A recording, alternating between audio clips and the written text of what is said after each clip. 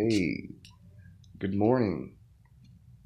This is Nico Fava, and I've been watching sports stuff, and again I just came across some stuff. The teams that got knocked out recently, and then March Madness Shuffle NCAA Tournament Sweet 16, and the people that are advancing to the Elite Eight. It was cool. I think that the people that are in it deserve it. There's a couple big schools in it still. Um, you know, and hey, what about the other guys? Cinderellas. Anything's possible. You know, they made it a good turn. They make it a good tournament.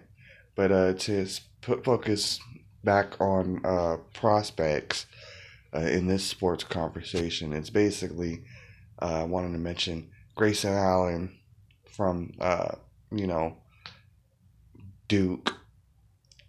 He's coming. He look that guy right there. There's a couple other, but that guy I mentioned Isaac Haas in another video. He plays for Purdue. Um, just eyesight. I was looking at Sam Darnold's pro day, and when he did his, you know, throwing, it was in the rain. It was nice. It was impressive. Of course, these players are also not playing in games, and that's going to be different. But I like the they look good. But Josh Allen, I've been on the fence about him and Josh Rosen. I think Josh Rosen is probably going to be the weaker of the quarterbacks. I'm not sure because I haven't seen him in the NFL. I haven't seen any of them in the NFL yet.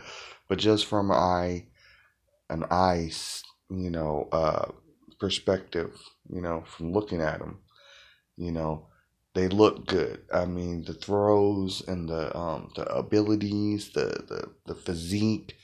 Um, but when I was just watching clips of Josh Allen recently, I was thinking about uh,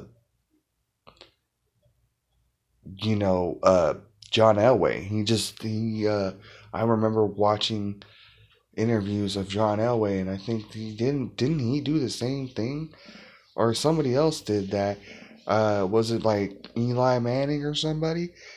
Basically, it's a pedigree. It's basically saying, dude, hey, I think I should go to the right team. Don't get me wrong. I'm not saying that this guy is like gonna be. I can't tell if he's like the best quarterback. He's gonna be a great, successful championship quarterback. But what I can tell you is that, like what he said about going to the right team and not being drafted high, it does matter that he goes to the right team because a person that gets him has to be a person that can be able to hold this quarterback, that potential, and harness it. Because you can take people and talents that are not like wouldn't be championship quality and train them and mold them in championship quality. Tom Brady. Not saying he would have been in championship without Bill Belichick, but it was a good place for him to go, and he got drafted really low. And I just seen something on the TV, and guess what? Terrell Pryor is going to the Jets. It's one of my favorite teams. My team is the Raiders, but I like the Jets in the East. You know, Eastern Conference team. I'm an AFC guy. NFC, I got a lot of love for them. There's some teams that I like, but we'll get into that another day. Um, yeah, that's basically a little note I wanted to mention. And also, I watched a video. It was the 30 for 30, the U after the fifth ring, like they did the backdrop back in the 80s. It, this team got some rich history, and I'm looking at this team and just like, it's got to be one of the greatest sports, um, like football programs ever. Even compared to NFL programs, when you like really look at them, it's just ridiculous how much they were able to do, and it's pretty much like they were coinciding with the NFL. Like it was one of them, and it seems to me, and I don't want to make it.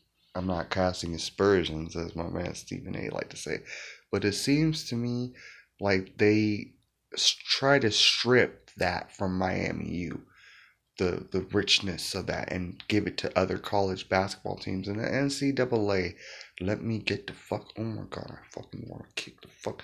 That flag too, that game. Oh my god, that's just ridiculous. Then you think about it, all this stuff happening later on, and then the stadium going down, and then now you got Alabama being a powerhouse and other teams being power.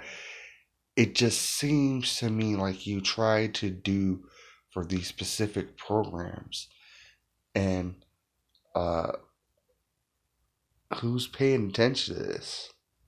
Nobody. It's weird. Like you stripped down their house and everything, and then you gave their shit to other people. And I don't know if it's a race thing, because majority of the play, if it's an image thing that you guys wanted to make it like somebody else is better because they come from somewhere else, and it wasn't.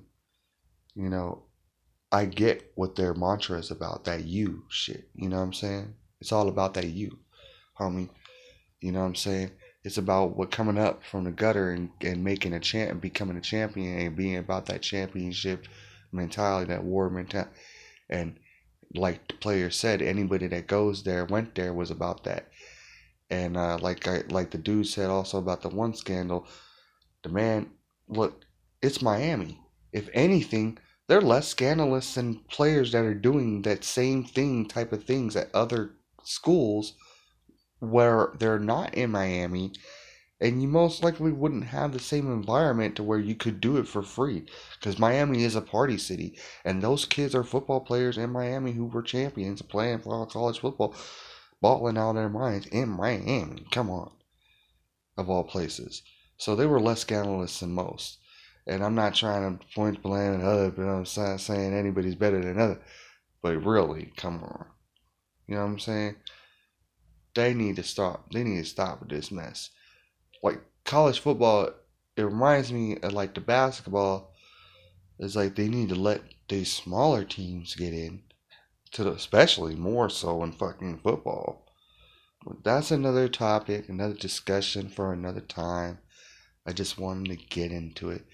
I'm glad I'm able to make this long of a video because I deleted some space in my storage.